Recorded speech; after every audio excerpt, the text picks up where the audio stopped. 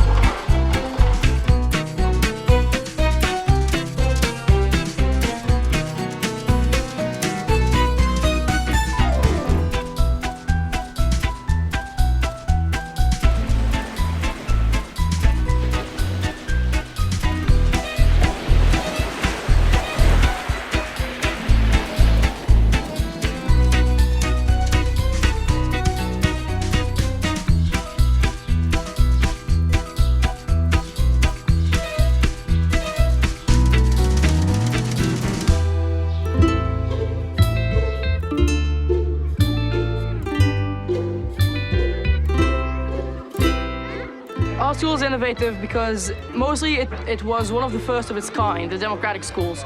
A school where each student can choose which class he goes to. The fact that it's an open place and not just a single building is a very big plus for this school because I can breathe in some air and not be stuck indoors all day. I can go and walk and do what I want, but I can also go into a building if that is what I want.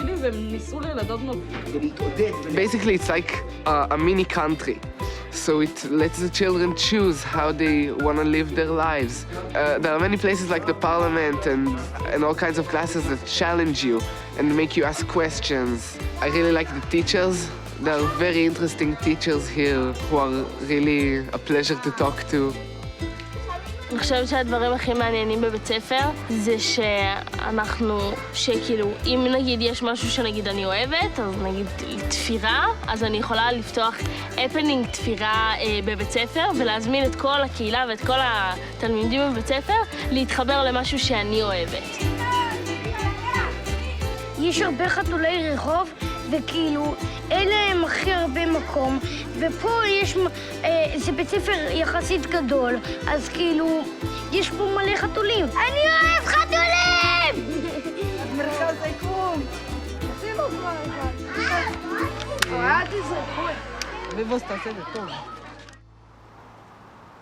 When I was a child, I suffered in school.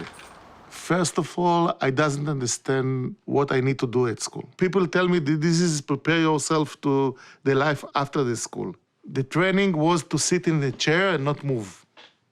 That's we do like this hours. The other things that I feel bad at school is that I was very strong dyslexic. And you can see it's in my language today. It's very difficult to me, all the languages, including Hebrew. And read and write, it's also very difficult to me. And no one take care about what I am strong. Everyone was focusing about that I'm stupid in reading and writing. All these things make me very suffer, and I decide to left school. And in the moment that I left school, I decide to build a school to students like me.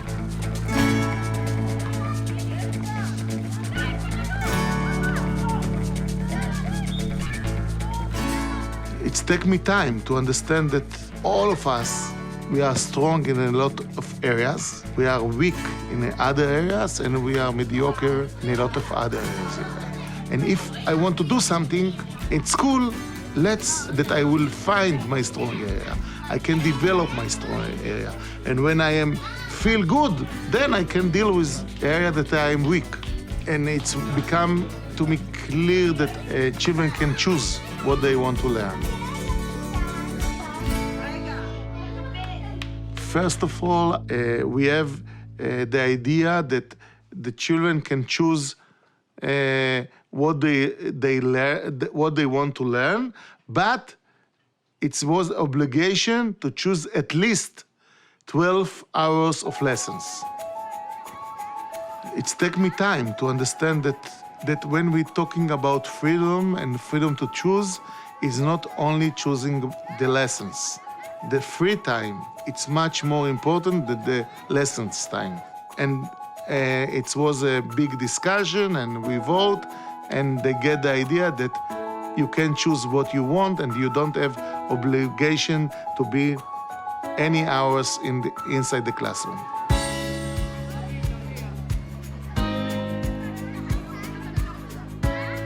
The issue of not knowing what you want to do is a very big issue in our school. When you will walk here, you will see a lot of things happening. You will walk there, you are bored, you don't know what to do, and you see somebody is juggling and is really enjoying himself. And another, three, 4 students that are working on, I don't know, on the paper in English, and somebody that is doing theater, and somebody that is playing music, and somebody that is doing robotics, and somebody that is painting. And you will see so many things happening that you will, in a way, urge you to do something, to find your interests. When I first got to school, I got from a regular school. My first thought was like, great, no school, it's democratic, I can do whatever I want. And then it was really fun for a year. But then at some point, I started getting a little bit bored because I see all my friends going into classes or in general just sitting outside all day, and I feel that I want to do something or I want to go somewhere. As the years go by, I started going into more classes because all my friends were in class, so it's fun to go to class with your friends. And also because if I wouldn't go, I would have just stayed alone outside. It is not easy to be in a democratic school, in a free school, because you need to find your curiosity, and sometimes it takes a while. But after a while, you find it, and then you deepen in it. It's a very meaningful learning experience. So at the start of each year, as a student, you sit with your teacher mentor, and we start talking about your goals for this year. My goals will be, I want to be a better soccer player, I want to deepen my knowledge in space, and I want to have a best friend. I had friends in the school, but I want to have a really best friend, let's say. So we start with that. This is the big process in our school is this coaching process about your goals. And then the second phase is to check out and to see what classes do you want to have. And then in the beginning of the year, you get like a timetable with all of the classes from kindergarten to 12th grade. and then you just go over it and you mark our kind of classes that interest you. And then there's something that we call a trial 2 weeks, where the classes are happening, but they don't go forth with what we're learning in class. And it's just for people to come in and see what they want to do and if they want to stay in the class. Only be in this class if you want to be in this class. Like, don't try and make yourself go somewhere if you don't want to do it, because nobody's making you be there. So after 2 weeks, everybody chooses their own curriculum, and then we just start our school year. Our school is basically built in 3 different units, which the first unit is the youngest kids. That's preschool, which for us goes on until the age of 9, which is the 3rd grade in Israel. They start at the age of 4. The second unit is grade school. It's kids from the 4th grade till the 6th grade. And then we have high school, which is all 6 grades that are left. Practically, kids go wherever they find themselves suited. Some kids are not really sure which grade they're on. If they're on the 5th grade, the 6th grade. I have one class that I have kids from the 6th till the 8th grade. They sit together. A child is not related to a class. He's related to a house. The house is like a social place. They can cook there, they can sit, they can play, they can speak, they can make their homework, they can listen to music, they can draw, what kids do at home. There are 2 buildings that serve the younger kids, which is built out of 4 houses and a yard.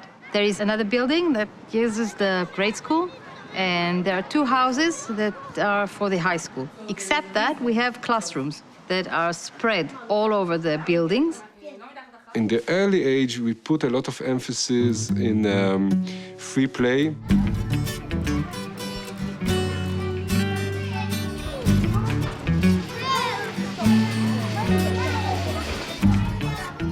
Most of what happens in those ages, kids play a lot.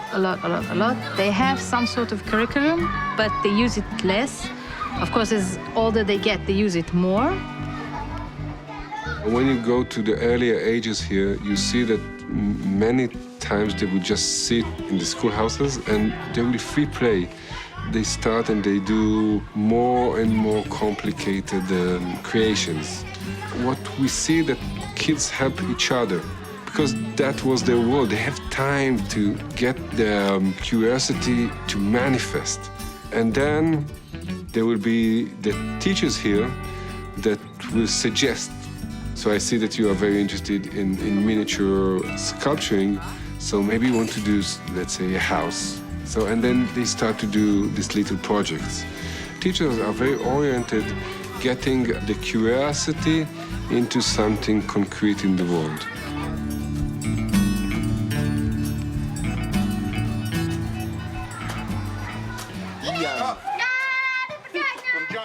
אני עובד סדנה בגרוטה אומנותה, ארט ג'אנק. כבר שנים האחרונות זה מה שנקרא פותחים שולחן, יום קבוע ביום שישי, 8:30 או זה. המקום פתוח, כאן כסדנה, ומי שרוצה הוא פה, ואז המקום נמצא פה ומתחילים לעבוד. אני חושב שהכיף פה זה, שוב פעם, זה הדיאלוג. הם באים רעיונות, יש דברים שאני לא, זאת אומרת, אני לא הייתי עושה. אבל הם באים עם רעיונות, ואנחנו, שהזדמנות שלנו, אנחנו זורמים, ודווקא לומדים מהם. אתה רק נפלת. אתה עומד פה? אתה עומד פה? אתה עומד פה? כאילו יש לך טלפון. לא, פה, ליד הגלגלים. אתה נפלת. אתה עדיין על הרצפה. אני אגיד לך מתי. 3, 2, 1, אקשן!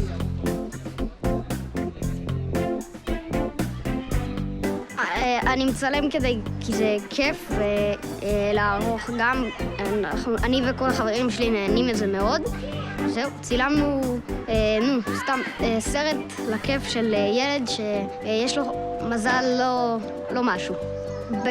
לפני לא מעט זמן פתחו שיעור ליסודי, שזה ד' ה' וו', שהוא מלמד קולנוע. מה, אבל רגע, אם הוא הולך לעשות לזה פה, אז אני לא בטוח שיראו את זה טוב.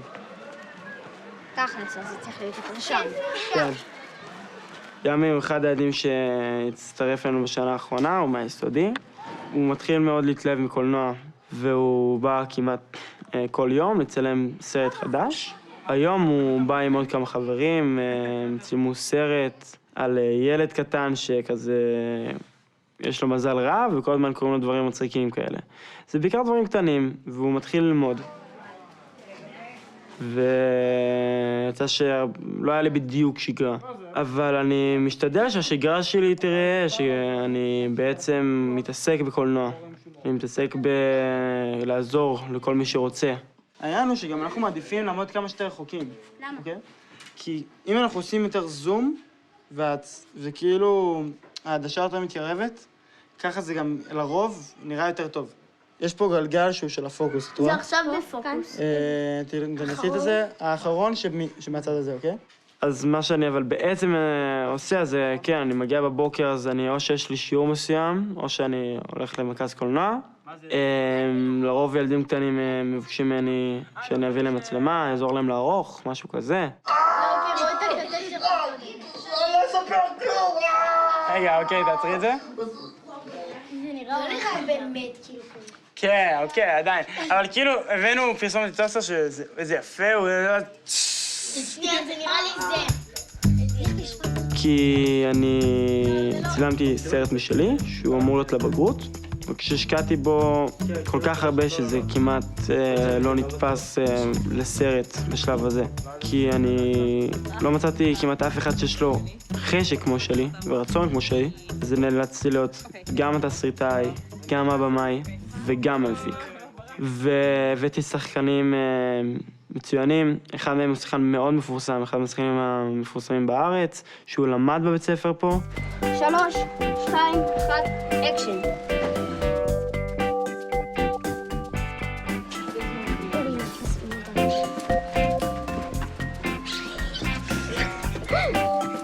זה מהפריים?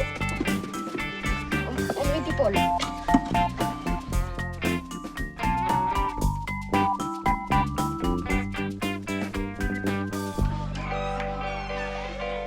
We really believe in uninterrupted learning. There will be many of our students that will just find a place and will be there for months. And what they have achieved in deepening their knowledge is just amazing. There will be no interruption of, okay, you need to stop, you need to learn now history, you need to learn now language. We try not to do that.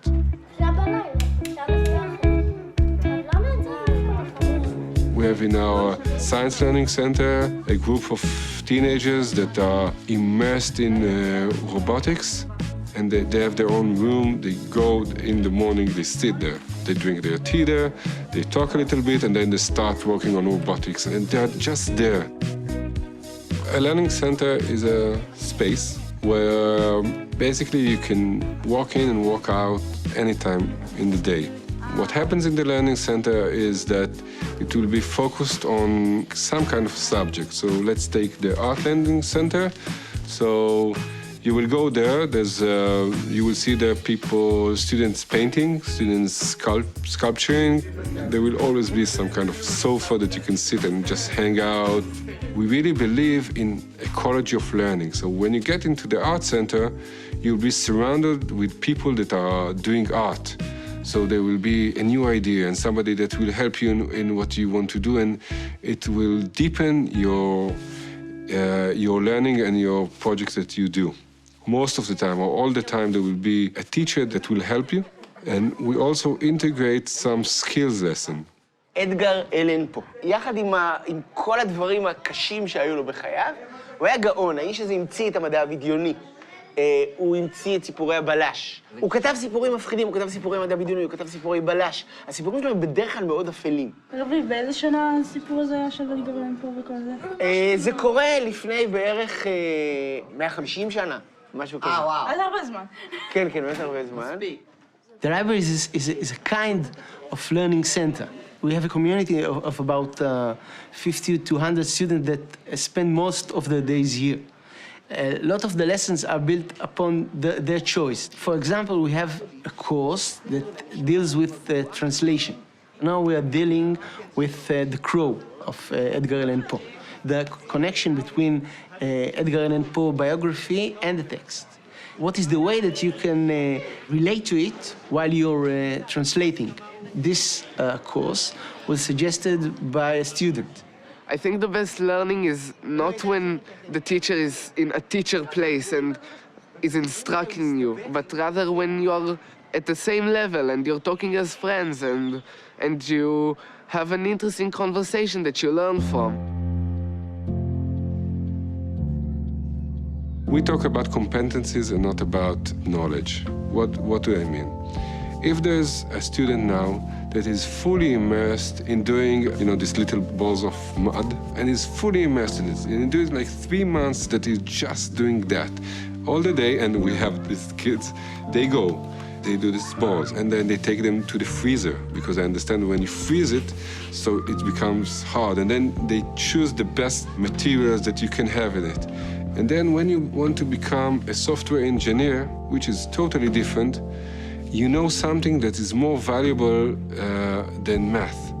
What you know is, I'm curious about something, and I have this understanding on how to take my curiosity and getting it into something that is really in the world. A lot of research talks about that in the 21st century, there will be more than one career path. You will move, on average, for 4 to 5 career paths in your life. You need to be a lifelong learner. You need all the time to change and to learn something new in order to cope with the changing world.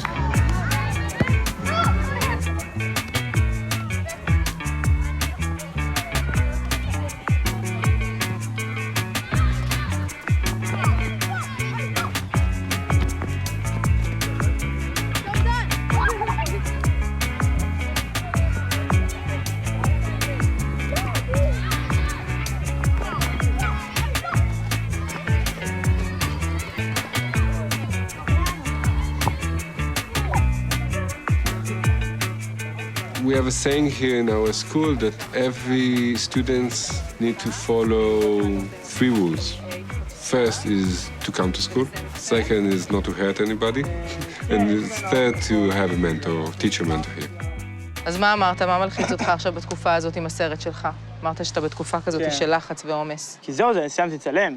נגמר אחרי לחץ ועומס, רק נשאר לערוך. וכמובן אני מוכשר בלעשות לחץ ועומס. אז אני בעצם מחקתי 10 פריימים, 10 טייקים, שזה 3 שוטים מסצנה הראשונה. בטעות? בטעות. אני לא בטוח אם מחקתי שהם הלכו לי לאיבוד איפשהו. אתה דווקא נראה קול יחסית לזה, כאילו, יחסית לעובדה ש... בחדר העריכה אני משתגע. באמת? כי אתה כאילו צריך את זה וזה לא קיים? כן, וכזה, לא. כי כאילו אתה מספר לי את זה ואתה כזה, כן, קרתה פדיחה, כאילו... זה נראה כאילו מצאת איזה מין דרך להיות כזה רגוע עם זה. כן, אני לא יודע, כשאני אומר זה ככה, אני מבין שאני לא יכול כל פעם להזכיר את זה להיות בהיסטריה.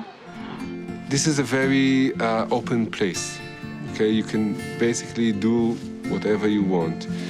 And you need some kind of pillar here. And what we do as mentors is, first of all, we just love our students when we just accept them. We accept them for who they are, not for who we want them to be.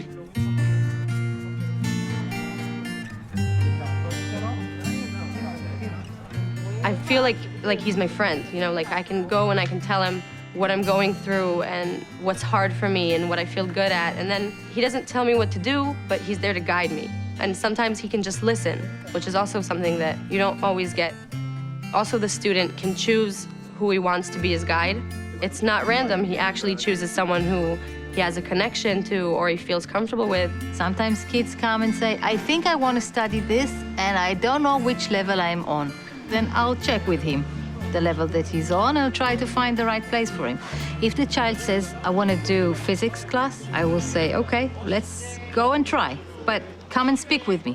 I'll ask you questions. We'll see after you try. We'll see if that's really what you thought it is. The younger kids, there will be always mentors in the houses. This is a house, okay? They will be always here, so you meet them all day. When you get older, the amount of time of the mentors in the houses is lessened, and you have some kind of appointments.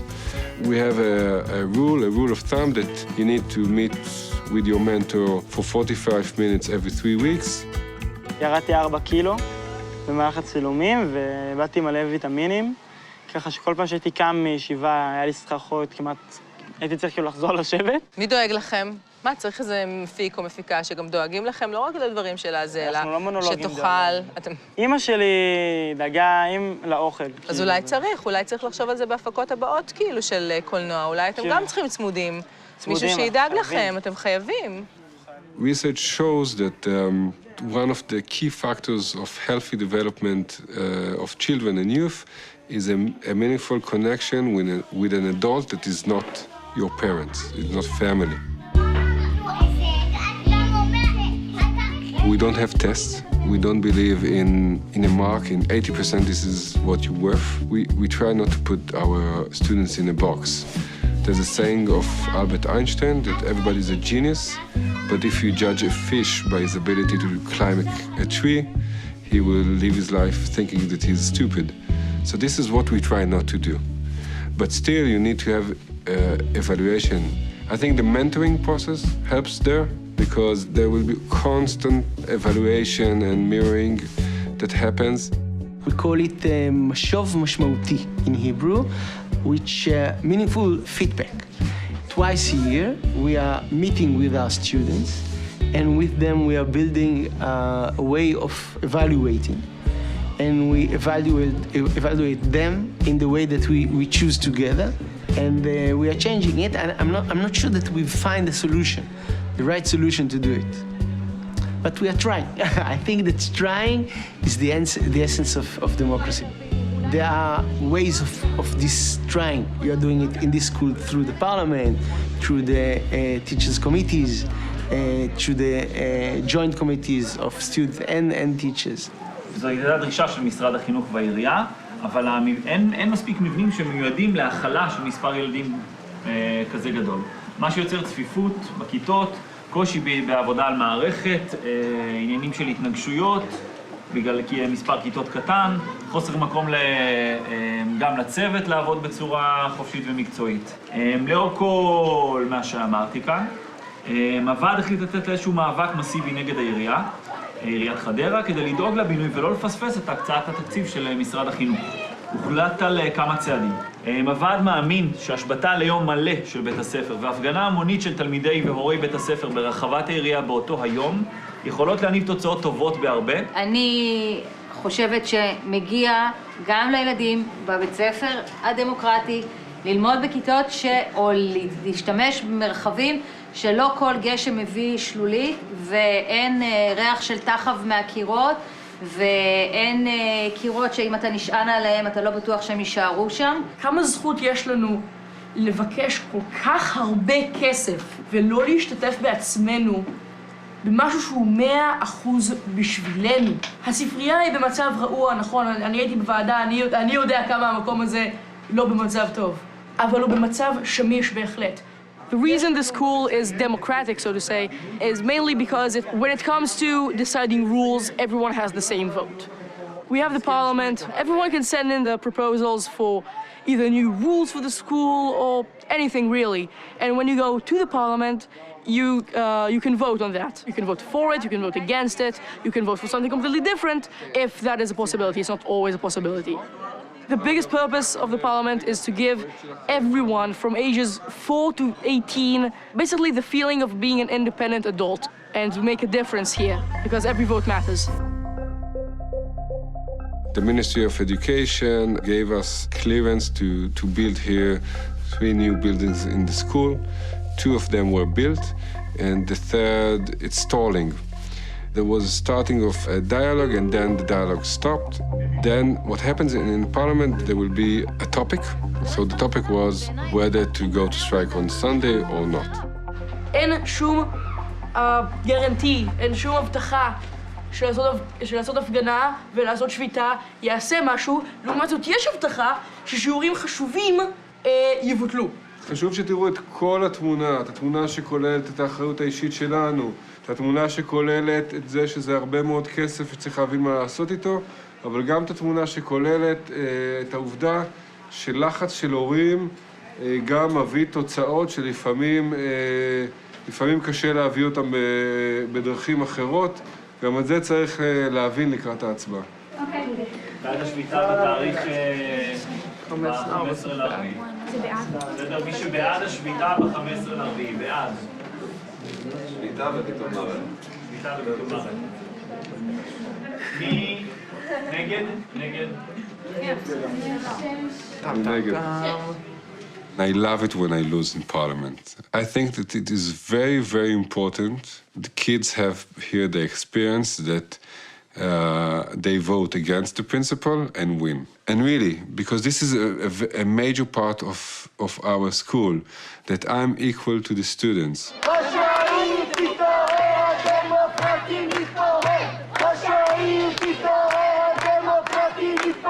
מבנים ראויים מסכנים ילדים! מבנים ראויים מסכנים ילדים! ראש העיר תתעורר, בית הספר מתפורר! ראש העיר תתעורר, בית הספר מתפורר! איפה הכספים? אין כיתות! אין לימודים! מבנים ראויים מסכנים ילדים!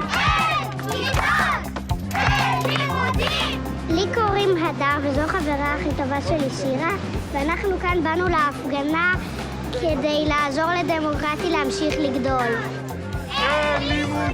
אנחנו רוצות בעיקר שבניין העירייה ייתן לנו את הכספים שמגיע לדמוקרטי, וגם אנחנו רוצות לשפר את בית ספר בהרבה. אין לימודים! אין כיתות! אין לימודים! זה הכוח הדמוקרטי שלנו, וזה ממש חשוב לדעת את זה ולזכור ששנתיים ישבנו בחוסר אונים עד שהחלטנו שמספיק ודי. אז זהו, זה קרה. עכשיו, בפגישה הזאת היו מנכ"ל העירייה, מר זיגדון, היה שם מהנדס העיר החדש, תמיר שהוא בהנדסה, ראש אגף חינוך סיגלית ומדוברות העירייה ועוד ועוד ועוד. אבל לאט לאט מתוך כל מה שנאמר התכנסנו לזה שההתחייבות קיימת ואי אפשר לקחת אותה אחורה. The parliament decided to take this strike as a step. This strike today caused the meeting that we had today, and that might move things ahead because there is money that they need to invest, and they just didn't plan it that way because they thought we were going to be quiet for a long, long time, and we changed their plans actually, and that's good. So we feel we have some kind of democratic movement here. To see these kids protesting in such a beautiful and non-violent way. And when they understand that they can change their environment, not only in this school, but also in the city, it's a big lesson in democracy. So I think I voted against, but maybe I was wrong.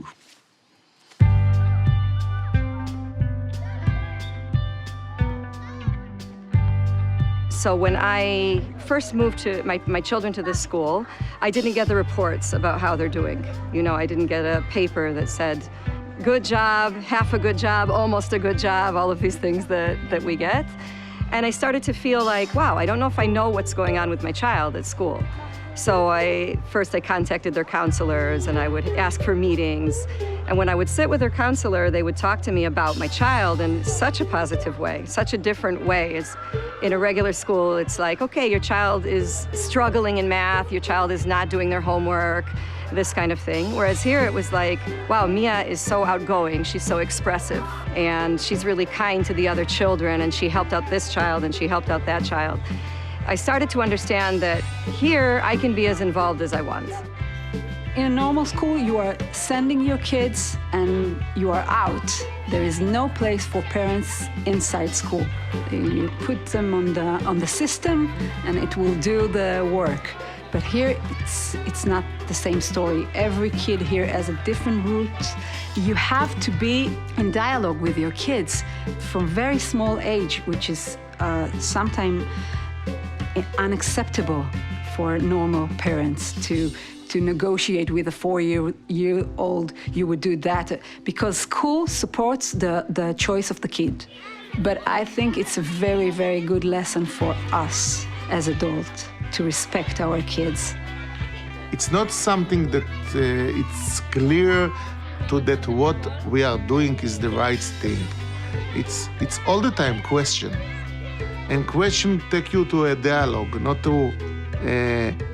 to feel that you are right. And when parents feel afraid, we say, oh, I know this afraid. I also afraid.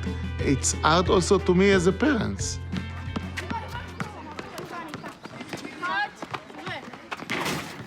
הדברים שלדעתי עושים את הבית ספר מיוחד ודמוקרטי הם שאחד הילדים מנהלים את הבית ספר. אנחנו יכולים לעשות מה שבא לנו, אף אחד לא מכריח אותנו. אני יכול להיכנס לאיזה שיעורים שבא לי. אני פשוט חופשי, אני כאילו לא כלוא, משהו כזה, אני יכול לעשות מה שבא לי. Yuval, we talked with him and we had a deal. You would go for 4 classes and then you will decide. If it's not fun for you, you can drop out. אוקיי, עבירה ראשונה X, עבירה שנייה X, עבירה שלישית X. כל פעם שיש עבירה אתם מסמנים X. אם יש להם 4 עבירות, אתם אומרים לשופט, ואז רק זריקות עונשין. אני חלק מוועדת ספורט, שבוועדת ספורט אנחנו מארגנים את אירועי הספורט של בית הספר, אז בעצם בית הספר שלנו מורכב מוועדות. הילדים הם רוב האנשים שנבחרים לוועדות הם ילדים, ובסוף כל שנה נבחרים לוועדה, יש בחירות במחשב, וכל אחד מצביע למי שהוא חושב שמתאים להיות לו בוועדה, שמתאים שיהיה בוועדה.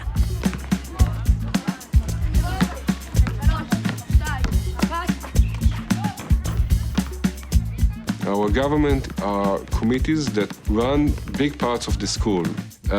We have the committee that do all the events here, a committee of visiting, committee of budget. There's something like a lot of money, something like 500,000 shekels that they distribute to all the learning centers and classes. We have the committee that hires, evaluates, and fires teachers. Think about a student that needs to hire the principal. So they take their CVs, they interview them, they evaluate a teacher, and then maybe they need to fire a teacher. So they are exposed to what is happening in the real world. So this is real.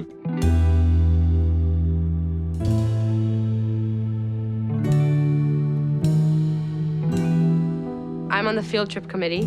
We're 12 students, so every trip that leaves the school goes through us, and we're in charge of it. We have a meeting every Sunday at 10. It's when all the committees in school meet. Each committee meets in a different room separately, but it's like an hour on Sunday where there's no classes. We have certain ways that we do things, and we have different teams in the committee. I'm on the kids team.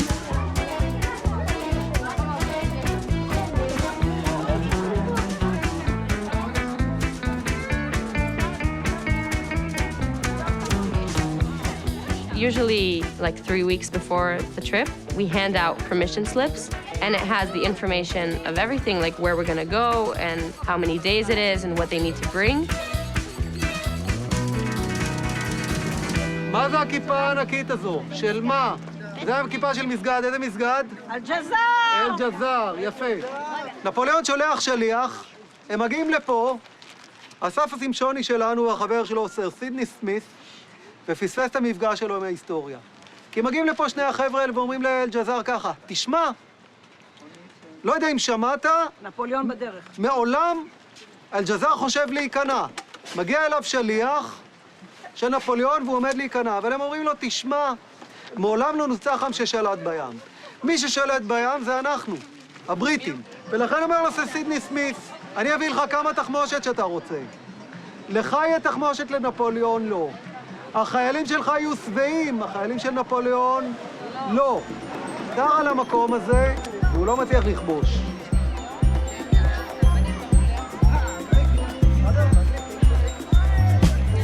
We have a guide here explaining about the history and all the battles that were fought here. So it's kind of also for them to travel, but also for them to learn about like Israel's history.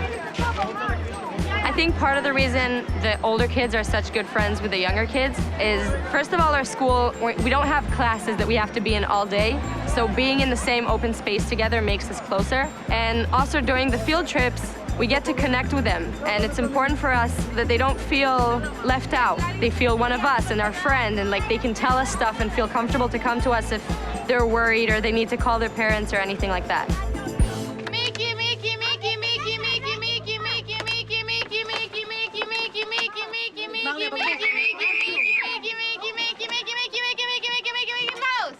All the time I say Mickey, Mickey, Mickey, they have to drink water.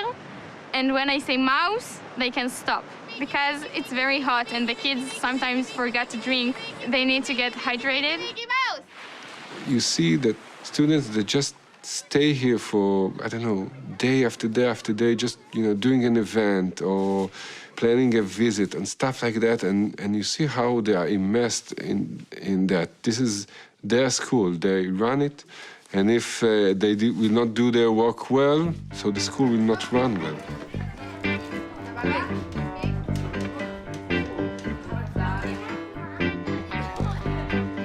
אני הרבה עובד במזנון. אני אוהב לעבוד במזנון בגלל שזה כאילו, זה כיף לחלק לאנשים דברים, וכאילו, נגיד יש במזנון קרטיב שמישהו רוצה, אז הוא בא והוא משלם כסף, ואז כאילו אתה מביא לו את זה. The cafeteria, the 12th graders take it over, and then each person needs to give like at least 2 hours every week where they volunteer in the cafeteria and work there. We have like the 12th grade project that it's something that each 12th graders do every year, where they leave something in the school, like they would build something or rebuild something or stuff like that, and it's left for like years after us. So this year we have like a deal that we'll work the cafeteria and we get paid like a certain amount every month, and that money goes into like funds for our project. ויש גם שועית, אבל שועית זה במצד. שועית אתה יכול להזמין ואז זה בא לקבל. שתייה, כמה זה עולה שתייה? שתייה יש תה קר ויש תה חם. כמה זה עולה? ויש גם מים. שתייה כמה עולה? The profit of the cafeteria just goes to buying the food for the cafeteria. And if not, then it stays with the committee. There's like a cafeteria committee, and then they can use it for different stuff for the committee.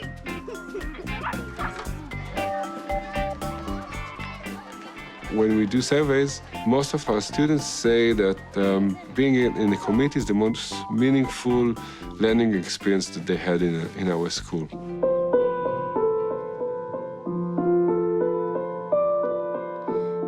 ראיתי את דרכי נעלמת ביער סבוך בין קירות חורשים ובתוך האדמה המדממת רגליי ננעצו היכו שורשים. נזכור את אחינו ואחיותינו, את בתי העיר ואת בתי הכפר. את אלפי קהילות ישראל על משפחות האדם, את כל עדת היהודים, אשר הוכרעה לטבח על אדמת אירופה מידי הכורת הנאצי. חלום חי וקיים. ההגנה העצמית בגטו הפכה לעובדה. ההתנהגות היהודית המזוינת והנקמה הפכו למעשה.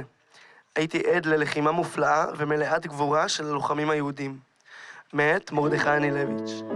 ואם את נוסעת, לאן את נוסעת? הנצח הוא רק אפר ואבק. לאן את נוסעת? לאן את נוסעת? שנים וכלום עוד לא נמחק.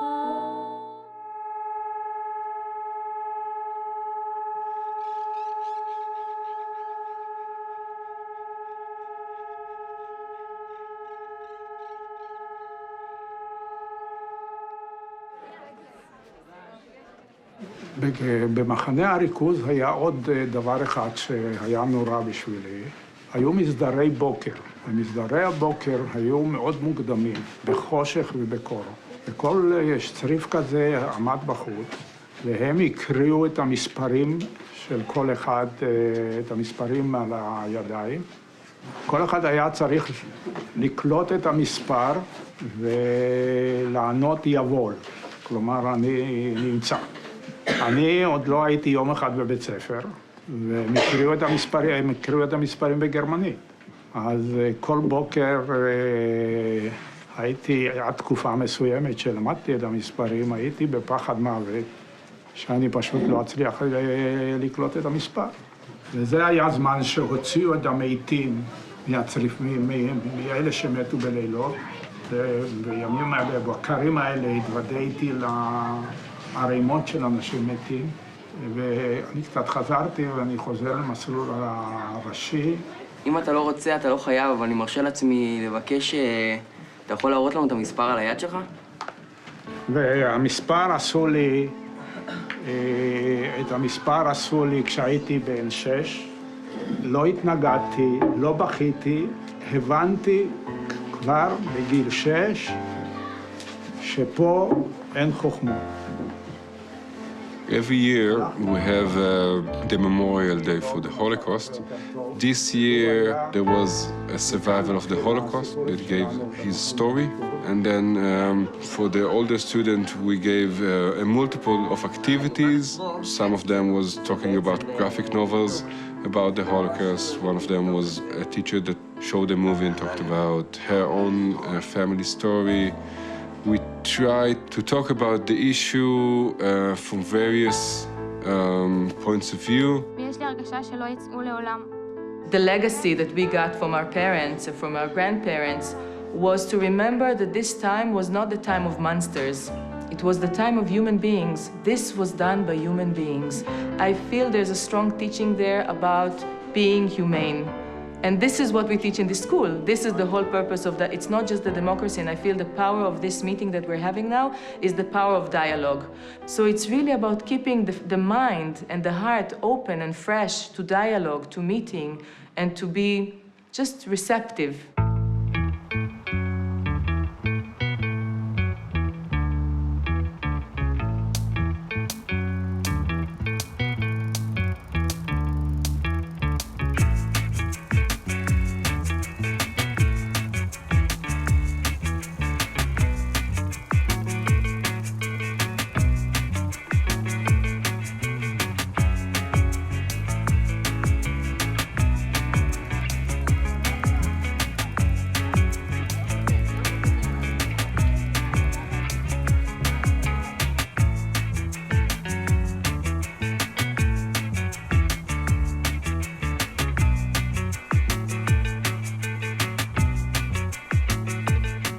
I'm doing the bagrut, the matriculation.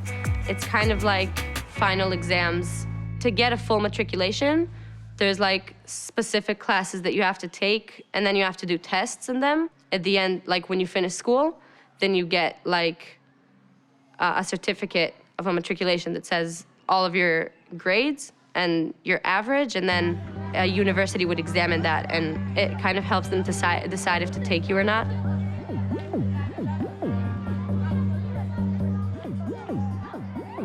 They are very afraid of tests. It is not something they are accustomed to, so the first test is shocking, and then they understand that it's just a test. What we are trying now is to prepare them at 9th grade, just prepare them to understand what is test, and just a little bit to soften the next year, the transition. We talk a lot with our graduates, and what they got is, first of all, is a happy childhood. There are a lot of people talking about happy childhood as like the first thing. And then they talk a lot about understanding and finding who they are and not being afraid to do stuff that is not, you know, regular in the pattern.